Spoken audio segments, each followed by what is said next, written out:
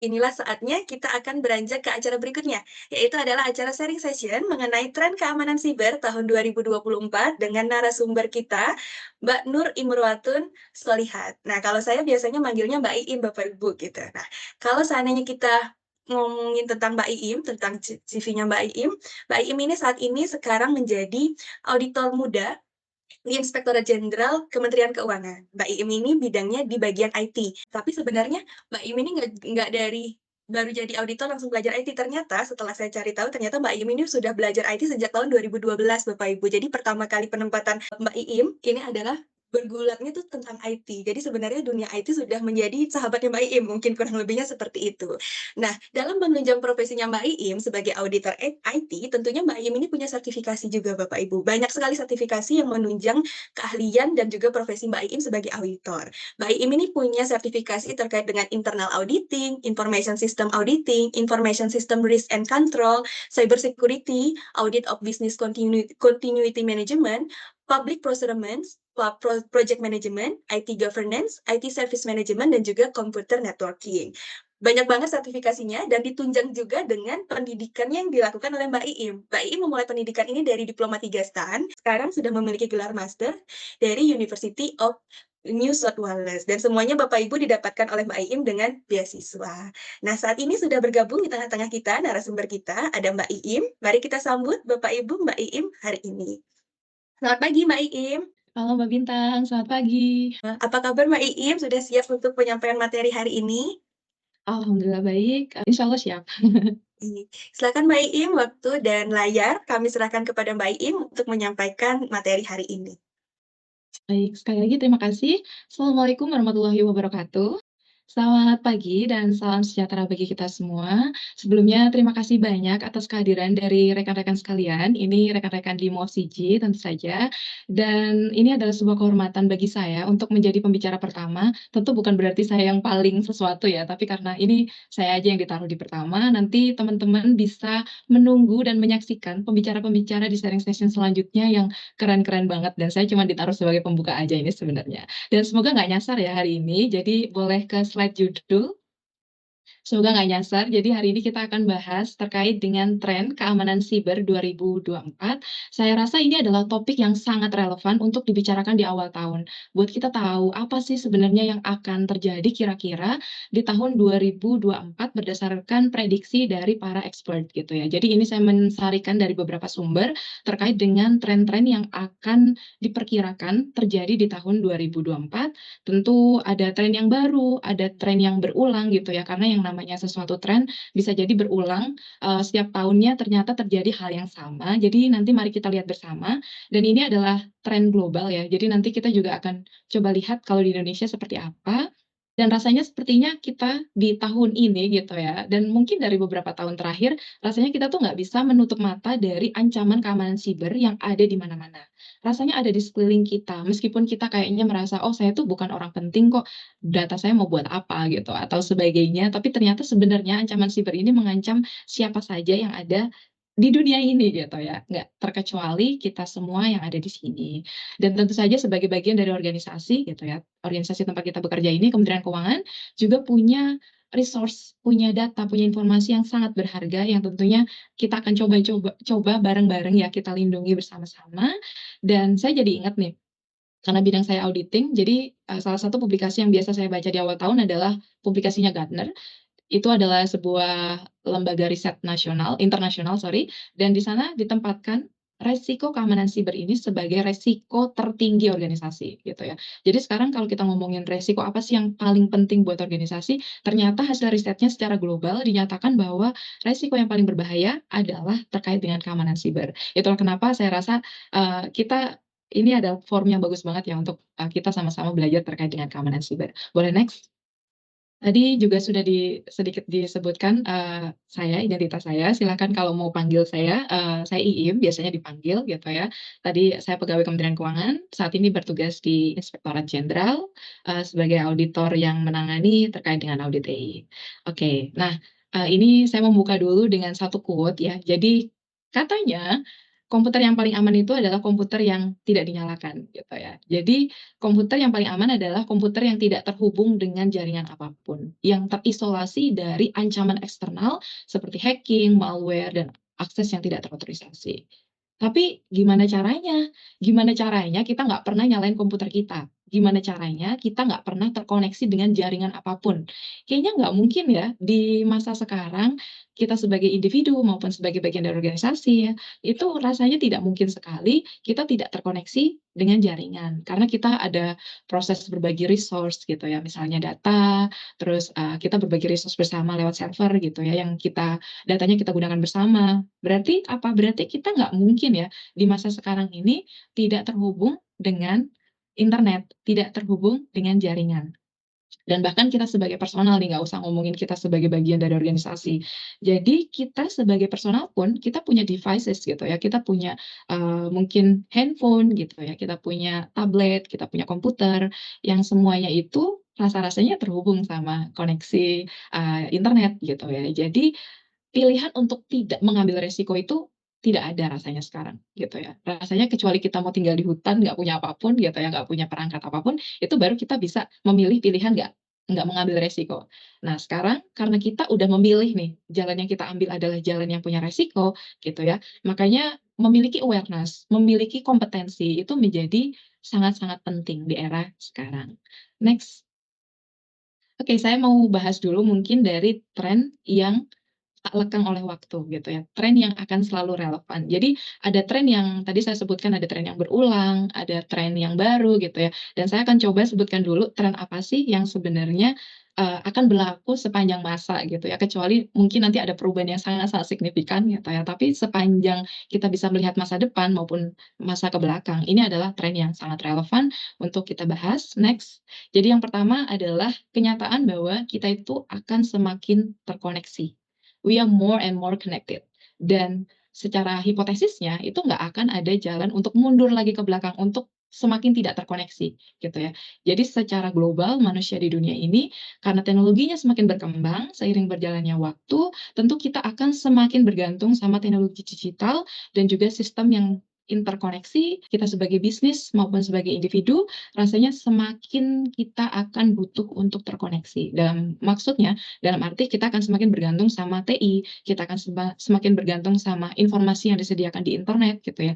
Jadi ketergantungan ini adalah satu fakta yang rasanya sudah tidak bisa lagi kita hindarkan dan bahkan kita akan semakin tergantung gitu.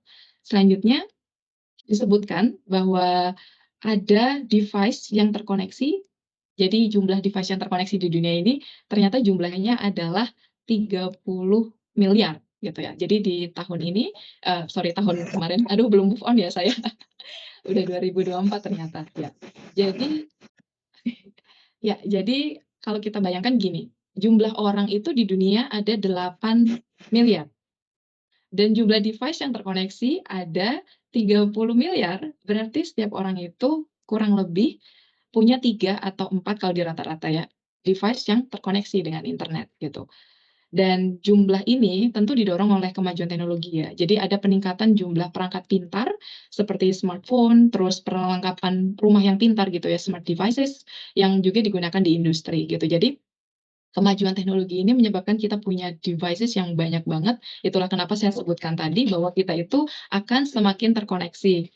Nah, terus kalau koneksi ini jadi semakin banyak, apa nih masalahnya? Ya, masalahnya adalah surface atau lapisan serangan atau permukaan serangan kita tuh akan meningkat gitu ya. Karena setiap device yang terkoneksi itu merepresentasikan sebuah entry point untuk attacker gitu. Jadi bayangkan kalau kita punya 30 miliar devices yang terkoneksi di dunia, maka ini artinya ada 30 miliar entry point yang potensial digunakan oleh attacker. Banyak banget ya, jadi, tinggal cari aja yang mana ada celahnya, itu bisa dimanfaatkan oleh attacker. Nah, jadi yang pengen saya tekankan adalah ketika teknologi kita anggap bahwa ini meningkatkan efisiensi, ini meningkatkan kenyamanan, ini meningkatkan efektivitas gitu ya, dia juga memperkenalkan resiko-resiko baru yang mana kalau interkoneksi ini bahkan ya saya bayanginnya tuh bukan cuman Kalau menyerang satu, udah selesai di situ. Tapi karena kita interkoneksi, maka satu serangan itu bisa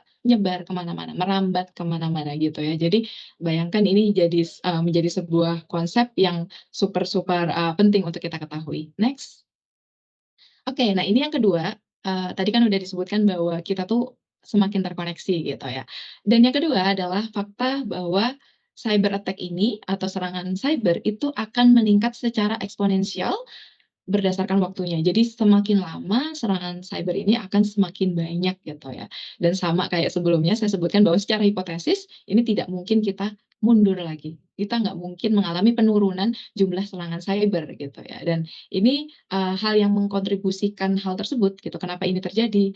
Karena ya tadi disebutkan bahwa ada peningkatan jumlah device yang terkoneksi. Ada ketergantungan yang semakin tinggi terhadap teknologi digital dan sistem yang interconnected gitu ya. Jadi dengan semakin banyaknya surface atau permukaan yang kita punya untuk diserang gitu ya, maka cyber attack ini tentu jumlahnya secara teori akan semakin meningkat dan ini ada akselerasi bahkan ya kalau saya lihat statistiknya itu kita tuh jumlah serangan itu grafiknya tuh cukup curam gitu, naiknya tuh makin banyak gitu ya. Jadi ini sesuatu yang perlu kita sadari bersama, bahwa serangan itu akan semakin banyak dan ini increase atau peningkatannya ini nggak cuma dari jumlah ya, tapi juga dari kualitas serangan itu sendiri. Jadi peningkatan dari kecanggihan dari taktik, kriminal cyber ini akan semakin meningkat gitu ya. Karena seiring teknologi bertambah, teknologi semakin maju, maka kapabilitas dari orang-orang yang mau memanfaatkannya itu juga sama majunya gitu ya. Mereka juga akan terus mencari celah gitu ya, dengan teknologi-teknologi yang berkembang. Dan ini sebabnya, saya rasa topik ini akan menjadi penting untuk terus kita diskusikan ya, topik keamanan siber. Next.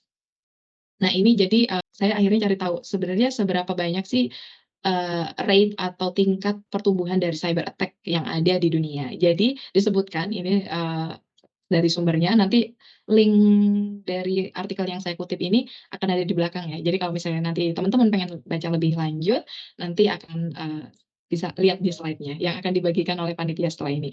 Oke, jadi cyber attack ini meningkat sebanyak 15%. Banyak banget. Ini kayak kalau misalnya 100 juta jadi 115 juta gitu tahun selanjutnya. Itu banyak banget ya gitu. Jadi cyber attack itu peningkatannya lebih tinggi gitu ya. Dan yang penting adalah sebenarnya kerugian yang disebabkan oleh serangan ini itu juga semakin meningkat gitu ya. Kalau disebutkan di sini tahun depan itu diprediksi bahwa cybercrime itu akan membuat kerugian bagi organisasi di seluruh dunia sekitar 10 triliun, lebih dari 10 triliun US dollar gitu ya. Itu artinya jumlah yang sangat besar. Jadi tentu ini menggambarkan tantangan yang semakin meningkat yang dimiliki oleh organisasi maupun individu. Dan ini gambaran juga bagi kita bahwa ya emang landscape yang kita hadapin itu memang semakin berbahaya gitu. Oke, next. Jadi so what gitu. Jadi apa? Setelah kita tahu fakta tadi, apa nih yang penting bagi kita? Oke, jadi yang penting adalah cyber security ini gitu ya. Walaupun kita tuh, oh saya bukan praktisi cyber, saya bukan orang IT, saya bukan orang yang punya ketertarikan terhadap IT dan sebagainya gitu, atau saya bukan orang di organisasi yang di-assign untuk mengurusi keamanan informasi. Tapi keamanan siber itu sebenarnya bukan concern-nya cuman orang IT atau bisnis gitu ya. Tapi kita sebagai individu pun ini berdampak terhadap kita gitu ya. Ini adalah sesuatu yang memberikan dampak terhadap setiap individu.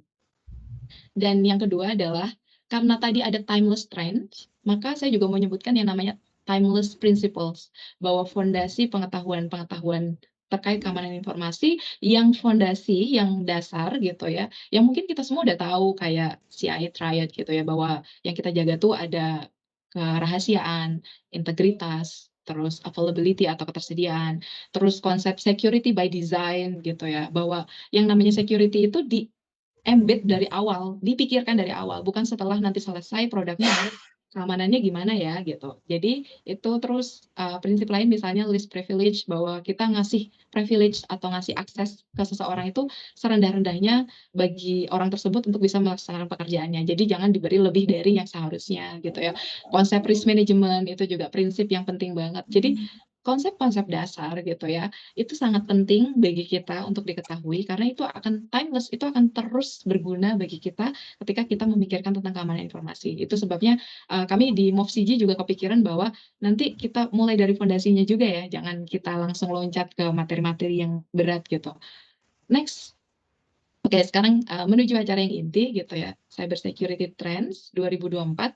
Jadi ini adalah tren yang bisa kita antisipasi. Sebenarnya ada banyak banget tren, saya udah ngumpulin kayak sekitar 10 tren waktu itu, waktu bikin bahan ini, tapi terus kepikir kayak, "Ah, jangan terlalu banyak biar kita bisa fokus." Sesuai konsep risk management tadi gitu ya, jadi kita fokus aja sama resiko-resiko terbesar gitu. Dan saya fokus sama 2 hal, yang pertama resiko yang unik untuk tahun 2024, dan yang kedua adalah resiko yang paling signifikan berdasarkan resikonya. Karena ya saya terbatas waktunya hari ini, jadi tentu saya akan pilih beberapa tren saja. Next. Dan rasanya nggak lengkap banget tahun 2024 kalau kita nggak nyebutin generative AI gitu ya. Kita rasanya sekarang, tahun lalu itu adalah tahunnya AI gitu. Jadi 2023, buzzword yang paling ngena di mana-mana, yang dijual di mana-mana itu adalah AI, dan diprediksi di tahun ini akan tetap berkembang, semakin eksponen juga bahkan gitu, semakin besar perkembangan AI dan juga generatif AI ini di tahun ini. Dan saya pengen ngajak teman-teman untuk lihat perspektif yang balance, perspektif yang lebih berimbang, bagaimana kita mengenali tantangan dan juga kesempatan yang ditawarkan oleh generatif AI. Boleh next? Jadi, saya dulu sebutkan resikonya ya. Jadi untuk resikonya sendiri gitu ya, generatif AI ini akan bisa digunakan untuk serangan. Jadi ini ada beberapa use cases, ada case di mana ini bakal bisa diterapin gitu ya. Jadi yang pertama adalah phishing gitu ya, tapi sophisticated gitu. Kalau dulu phishing itu kita misalnya kirim email gitu ya, atau kirim pesan, kita berpura-pura menjadi seseorang atau menjadi sebuah lembaga yang legit gitu ya, lembaga yang, formal gitu. Itu kita karang sendiri bahasanya, kita coba pura-pura gitu ya. Maka nantinya dengan generatif AI ini, dengan dia mempelajari gaya sebuah lembaga atau satu tokoh, maka phishing ini bisa jadi highly convincing atau sangat-sangat meyakinkan gitu ya. Terus bisa di-tailor atau spesifikasi, di-custom sesuai dengan, orangnya gitu. Jadi mempelajari tokoh yang akan diserang juga gitu ya. Jadi pesannya akan semakin personalized karena dia mempelajari gaya baik dari yang, akan digunakan sebagai identitas penyerang maupun yang diserang gitu. Jadi dengan penggunaan dari, AI ini dan juga large language model, maka dengan analisis data yang sangat besar termasuk termasuk aktivitas dari sosial media orang tersebut atau lembaga tersebut, kita bisa menirukan gaya komunikasi dari sebuah lembaga atau seseorang, maka terus dia terus belajar kan, namanya juga dia belajar terus-menerus ya. Dia akan beradaptasi, dia akan belajar gitu ya, untuk semakin mirip dengan orang yang akan digunakan identitasnya. Dan ini tentu akan menjadi perhatian bersama ya, nanti kalau ada email dari Kemenkyu gaya-gayanya kayak, "Oh ini kok gaya-gayanya emang emailnya Kemenkyu nih," gitu. Nah ini perlu disadari bersama bahwa dengan generatif AI ini akan menjadi semakin mudah gitu ya. Jadi serangan yang sophisticated itu akan semakin mudah dilakukan dengan adanya generatif AI. Yang kedua ini juga udah agak gencar dari agak lama sebenarnya deepfakes, terus juga media-media sintetis lainnya. Jadi kita bisa niruin suara, kita bisa niruin video, bukan niruin, membuat seolah-olah gitu ya orang tersebut itu berbicara seperti ini, videonya seperti ini, audionya seperti ini gitu ya. Jadi ini bisa menyebabkan disinformasi gitu ya, bahwa orang tersebut nggak pernah menyatakan hal tersebut atau tidak pernah ada video tersebut, tapi karena dipelajari orang tersebut dari, digunakan sebagai data training, video-videonya maupun audionya, nanti kita bisa membuat itu seolah-olah ya orang tersebut yang memang mengucapkan hal tersebut atau itu adalah video dari orang tersebut. Jadi media sintetis ini juga ke depannya salah satu concern-nya AI gitu ya, gimana sih kita menjaga ini supaya tetap etis, ini supaya tetap menjaga, dari propertinya orang orang per orang gitu ya. Jadi ini bukan cuman concern-nya dunia cyber, tapi juga concern-nya dunia data gitu ya. Terus yang terakhir use case-nya adalah, bagaimana kita menggunakan serangan ini untuk bisa secara sistematis mencoba menyerang sebuah jaringan dengan mencoba kombinasi dari username dan password. Brute force itu kan kayak kita jadi bisa apa ya, mencoba dengan banyak banget kombinasi gitu ya. Dan nanti salah satunya bisa jadi benar gitu. Jadi ini juga sangat berbahaya karena ini sekarang jadi difasilitasi nih seolah-olah dengan generatif AI kita bisa semakin banyak menebak gitu. Oke, next biar balance gitu ya. Jadi generatif AI ini, tapi on the bright side-nya, dalam sisi yang lebih terangnya, itu adalah bisa juga digunakan untuk defense gitu ya. Jadi jangan khawatir, ini ada sisi resiko, juga ada sisi yang menguntungkan gitu sebenarnya, yaitu bagaimana kita bisa menggunakan ini untuk menjaga cyber kita. Jadi ini beberapa use case biar balance saya pilih 3, sebenarnya use case-nya ada banyak gitu ya, tapi kita pilih aja. Jadi yang pertama adalah bagaimana ini bisa membuat operasi keamanan kita itu terotomasi dan juga terkustomisasi gitu ya. Artinya gimana sih? Artinya nantinya kegiatan monitoring, kegiatan memberitahu gitu ya, alerting gitu. Terus juga merespon terhadap insiden itu bisa diotomasi. Karena dia mempelajari gitu ya bahwa oh kira-kira itu cara beroperasinya keamanan sebuah organisasi ini gimana sih gitu ya. Dan itu bisa menyebabkan workload dari tim security itu akan menurun. Artinya apa? Orang-orang tersebut bisa fokus untuk ancaman-ancaman yang lebih kompleks. Jadi untuk ancaman-ancaman yang sudah terbaca polanya, itu bisa kita otomasi dan bisa kita kustomisasi gitu ya. Jadi ini adalah konsep yang menarik banget ke depannya, keamanan ini bisa dibantu banget dengan yang namanya generative AI. Karena dia nanti bisa memahami nih pattern atau vulnerabilities sebuah organisasi yang paling sering itu apa, terus AI ini akan mengcustom cara mekanisme pertahanannya untuk bisa jadi lebih efektif gitu. Terus yang kedua, jadi dia bisa jadi adalah sebuah alat yang bisa digunakan untuk menjadi alat deteksi dini gitu ya. Terus juga sebagai alat respon dini juga terhadap sebuah ancaman gitu ya. Jadi karena dia tadi sudah disebutkan mempelajari algoritmanya mempelajari data yang sangat besar gitu ya, volume dari traffic misalnya, terus juga identifikasi dari pola-polanya, maka dia akan bisa semakin pintar nih belajar tentang apa sih aktivitas yang mencurigakan. Dan ini menyebabkan kita bisa mendeteksi lebih awal apa sih ancaman, terus kita bisa nih kalau misalnya itu adalah hal yang berbahaya, maka bisa kita segera tangani gitu ya, ketimbang dia udah menyebar kemana-mana, tapi bahkan ketika baru awal-awal tuh udah dikenali terlebih dahulu, dan juga nanti akhirnya kita bisa merespon dengan cepat gitu.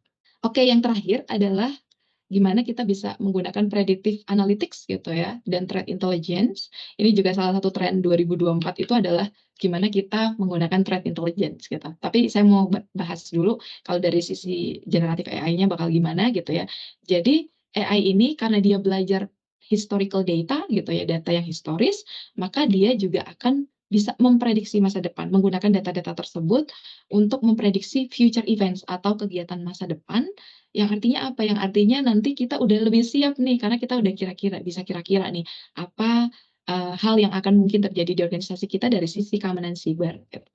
Jadi ini juga menarik banget dan ini sedang banyak banget yang mencoba mengembangkan gimana sih predictive analytics ini untuk, cyber defense gitu ya. Dan ini tentunya kalau bisa nantinya efektif, ini akan bisa ngebantu kita untuk secara proaktif menguatkan keamanan siber kita. Oke, next itu tadi adalah tren yang pertama. Oh ya, ini hari ini kita akan bahas 5 tren ya. Jadi kita masuk ke yang kedua. Saya mohon maaf nanti mungkin waktunya agak lebih dari 30 menit ya, kayaknya ini lebih panjang dari, yang seharusnya. Oke, saya tapi akan coba sedikit lebih cepat. Jadi yang kedua adalah peningkatan dari serangan atau kegiatan cyber yang disponsori oleh negara gitu ya. Jadi intinya adalah bagaimana nanti sebuah negara itu akan mendukung atau membiayai sebuah operasi siber. Dan operasi ini tentu akan jadi resiko yang besar ya bagi keamanan dan maupun kestabilan dari, global gitu. Dan ini tentu bisa jadi konflik yang lebih besar ya. Jadi konflik zaman sekarang tuh nggak cuman sekedar konflik perang fisik gitu, bisa jadi perang cyber gitu ya. Yang terjadi itu juga, adalah sebuah ancaman gitu. Jadi itu kenapa negara, organisasi, individu yang memang harus meningkatkan, perlindungan dari cyber mereka gitu. Oke, dan next, ini detailnya gimana sih gambaran dari state sponsored cyber activities ini. Jadi yang pertama, use case-nya mungkin adalah bagaimana kita memata-matai atau mengumpulkan informasi terkait sebuah negara. Jadi ini juga concern bersama beberapa tahun ya sebenarnya kayak, oh aplikasi ini dari negara ini, dia kira-kira ngumpulin dataku nggak ya? Ngumpulin data warga negara sini nggak ya? Gitu. Ini udah jadi concern bersama sebenarnya gimana sih bahwa kegiatan aktivitas kita di dunia maya itu ternyata diobservasi gitu ya, ternyata dilihat lebih lanjut gitu ya, untuk merencanakan apa yang harus dilakukan selanjutnya oleh negara tersebut terhadap negara lain gitu. Jadi ini adalah salah satu use case yang sebenarnya udah jalan gitu ya. Meskipun nggak ada yang terang-terangan bahwa, oh kita lagi ngumpulin data negara tersebut atau apa, tapi ini dicurigai sih sebenarnya adalah praktek yang udah dijalankan gitu. Dan ini biasanya yang dikumpulkan adalah informasi-informasi yang penting gitu ya. Jadi kayak informasi rahasia militernya, intellectual property-nya, atau, tentang aktivitas-aktivitas politiknya, keputusan politiknya, itu juga dikumpulkan. Terus yang kedua adalah bagaimana ada kegiatan sabotase atau kita mencoba untuk mendisrupsi gitu ya dari, sebuah negara. Jadi contohnya adalah gimana kita mendisrupsi critical infrastructure-nya. Jadi infrastruktur yang kritikal dari sebuah negara seperti listriknya, transportation system-nya, jaringan keuangannya, itu juga bisa dilakukan sabotase tanpa perlu turun ke negara tersebut gitu ya, tapi jadi serangan jarak jauh gitu. Dan yang terakhir adalah, ini juga yang barusan marak akhir-akhir ini adalah bagaimana ini jadi menginfluence atau mempengaruhi dan jadi propaganda. Ini juga bahaya banget ya, jadi bagaimana sebuah negara itu secara algoritma dibikin untuk lihat konten tertentu secara konsisten, yang arahnya adalah propaganda ke arah tertentu, itu juga jadi salah satu hal yang dikhawatirkan gitu ya, untuk dilakukan, oleh negara-negara, dan ini gunanya nanti diharapkan untuk memanipulasi opini publik gitu ya, atau memanipulasi keputusan politik, atau memanipulasi keputusan terkait finansial dan sebagainya gitu ya. Dan oke, dan jadi ini ada beberapa ciri-cirinya gitu ya, kalau kegiatan aktivitas ini disebutkan bahwa itu akan mencoba mengeksploitasi tensi geopolitikal. Jadi kita tahu sekarang ada tensi-tensi geopolitikal di antara negara ini dan negara ini, atau grup ini dan grup ini gitu ya. Itu nanti akan dieksploitasi. Jadi sebenarnya polanya bisa dilihat juga gitu, serangan state sponsored ini bakal gimana gitu. Terus tapi mereka, caranya adalah gunain yang namanya proxy group. Jadi grup yang tidak terasosiasi langsung sama pemerintah tersebut. Jadi dia bisa lepas tangan nih kalau misalnya ketangkep, "Oh enggak kok, itu mereka aja yang memang mengerjakan hal tersebut," gitu ya. Itu adalah organisasi kriminal, cyber gitu ya. Tapi atau hacker independen, dan mereka itu bisa menolak involvement mereka atau keterlibatan mereka. Sebuah negara itu bisa bilang bahwa enggak kok, padahal mereka yang menyponsori gitu ya. Dan tentu bakal mentarget infrastruktur yang kritikal, serta ini akan jadi semakin canggih tentu ya, karena biaya dari negara akan semakin besar untuk bisa mentarget negara lain, dan itu akan meningkatkan, tingkat kecanggihan dari serangannya. Oke, next kita akan masuk ke tren yang ketiga, yaitu adalah pengorganisasian yang lebih terorganisir gitu ya, lebih terorganisasi lagi terkait dengan keamanan siber. Boleh next? Oke, siap, makasih. Oke, jadi secara tradisional sebenarnya kegiatan cyber criminal ini atau kriminal terkait dengan siber ini sebenarnya bekerja secara independen. Dan, pun kalau itu terorganisir ya udah jadi kotak-kotak gitu ya, kotak-kotak organisasi terkait dengan cybercrime. Tapi dalam beberapa tahun terakhir dan khususnya di tahun 2024 diprediksi dan bahkan udah terlihat gitu perubahannya bahwa criminal groups ini, khususnya yang melakukan serangan ransomware, itu jadi makin terorganisir, gitu ya. Bahkan mereka tuh udah bekerja sama, berkolaborasi gitu ya. Jadi partner in crime is real gitu ya, bahwa ini mereka jadi partner dalam hal kejahatan gitu ya. Itu benar-benar semakin real, yang artinya apa, kekuatan mereka akan jauh lebih besar. Kalau tadinya mereka bekerja sendiri-sendiri, yang namanya kolaborasi gimana sih ya, ya makin hebat gitu ya, makin kuat gitu ya. Jadi makanya ada harapan juga sebenarnya secara global pemerintah gitu ya, itu harusnya makin juga berkolaborasi gitu ya. Nanti ada di, kayaknya ada di bagian selanjutnya bagaimana organisasi organisasi dunia, terus juga pemerintahan harusnya juga bekerja sama untuk menghadapi kerjasamanya dari organisasi-organisasi cybercrime ini. gitu ya. Oke, next, ini contohnya kolaborasinya bakal kayak gimana sih. Jadi mereka akan berbagi resource dan informasi gitu ya. Jadi mereka udah punya taktik, mereka punya perangkat gitu ya, punya tools, punya informasi. Nah, ini akan dibagi misalnya untuk vulnerabilities organisasi tertentu atau software tertentu, aplikasi tertentu itu apa sih gitu ya. Tipsnya gimana sih untuk bisa menghindari deteksi, terus apa sih organisasi mana aja sih yang bisa jadi target potensial kita, itu juga akan saling berbagi informasinya. Bahaya banget nggak sih kalau mereka tuh udah saling ngasih tahu informasi masing-masing gitu ya. Dan ini akan jadi serangan yang tentunya diprediksi akan makin hebat, makin susah untuk dihadapi, dan bahkan akan lebih merusak gitu ya terhadap sistem informasi kita. Terus mereka juga bakal berbagi beban apa ya, pembagian pekerjaan gitu ya. Jadi yang ahli ini akan semakin ahli karena dia dispesialisasi. Terus orang yang ahli X akan misalnya ahli jaringannya akan ya udah ngubek-ngubek jaringan aja. Dia nggak perlu untuk ngurusin yang lain karena yang lain udah ada yang ahli lainnya gitu. Itu adalah contoh yang kolaborasi yang dianggap berbahaya gitu. Terus joint attack tentu saja mereka akan menyerang bersama-sama gitu ya. Jadi grup ransomware atau ransom attack ini akan bekerja sama gitu ya untuk melakukan serangan yang spesifik dengan mengumpulkan resource mereka tadi dan juga keahlian mereka untuk bisa menyerang sebuah resource yang nilainya tinggi.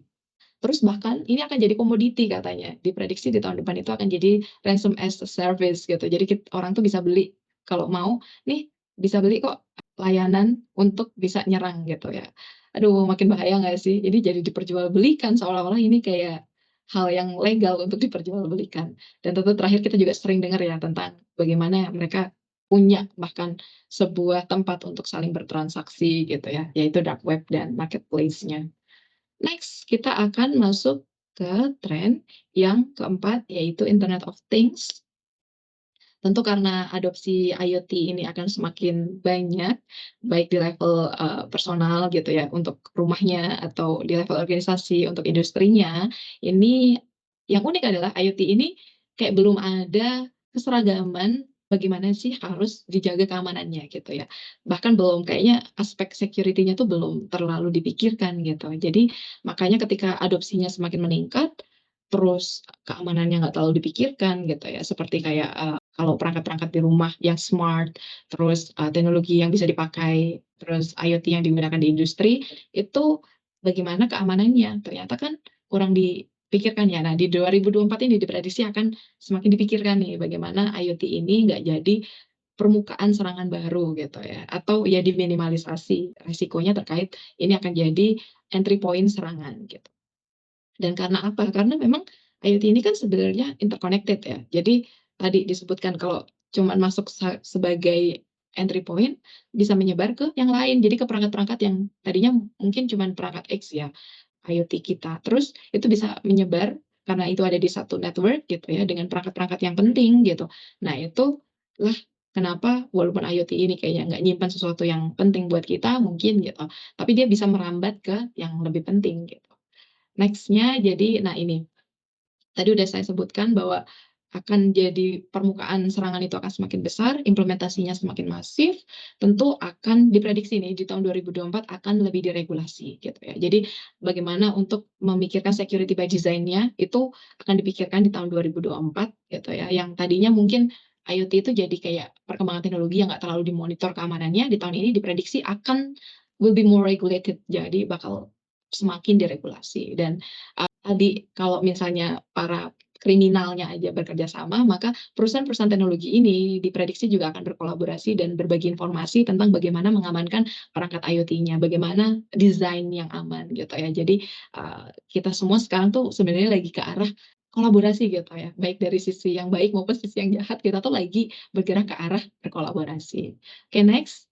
Terakhir banget adalah bagaimana security itu akan jadi perhatian dari sisi regulasi. Jadi ke depannya akan ada semakin banyak effort atau usaha terkait dengan cyber security yang terkait dengan compliance atau kepatuhan terhadap regulasi gitu.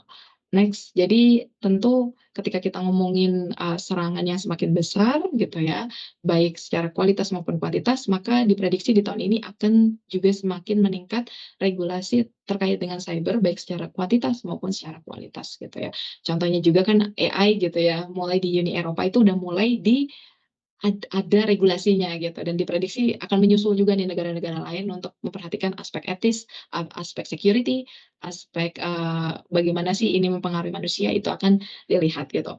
Dan diprediksi juga nih dari beberapa artikel yang saya baca akan ada rewards and punishment terkait dengan cyber security compliance. Kalau yang saya baca di Australia itu di tahun ini akan mulai ada punishment kalau organisasi itu nggak bisa ngasih keamanan informasi yang memadai. Jadi kalau misalnya datanya bocor dan itu kita melihat bahwa itu memang nggak ada upaya yang memadai, itu bisa didenda gitu ya. Terus reward-nya diprediksi juga ke depan tuh akan ada rewards terkait dengan organisasi yang bisa menjaga datanya dengan baik gitu ya. Misalnya kayak kemudahan berbisnisnya akan naik gitu. Jadi itu prediksinya dan regulasi itu akan semakin spesifik. Jadi ada industri specific cyber regulations gitu ya. Kayak kalau di Indonesia itu kita ada yang udah diatur ketat itu financial. Jadi OJK sudah mengeluarkan terkait dengan industri keuangan tuh gimana sih keamanan sibernya gitu. Dan tentu yang diharapkan ke depan kebijakan ini nggak cuma stay di satu negara, tapi bagaimana kita mengharmonisasi regulasi cross border gitu. Jadi kayak GDPR salah satunya, contohnya kan dia punya Uni Eropa gitu ya, tapi dia ternyata sudah diharmonisasi di banyak negara gitu. Dan ke depan kita akan melihat lebih banyak lagi regulasi-regulasi yang diharmonisasi cross border gitu ya. Jadi nanti antar negara atau bahkan antar kayak sebuah perkumpulan negara itu akan bisa satu suara atau satu arah terkait dengan perkembangan regulasi cybernya. Oke, next.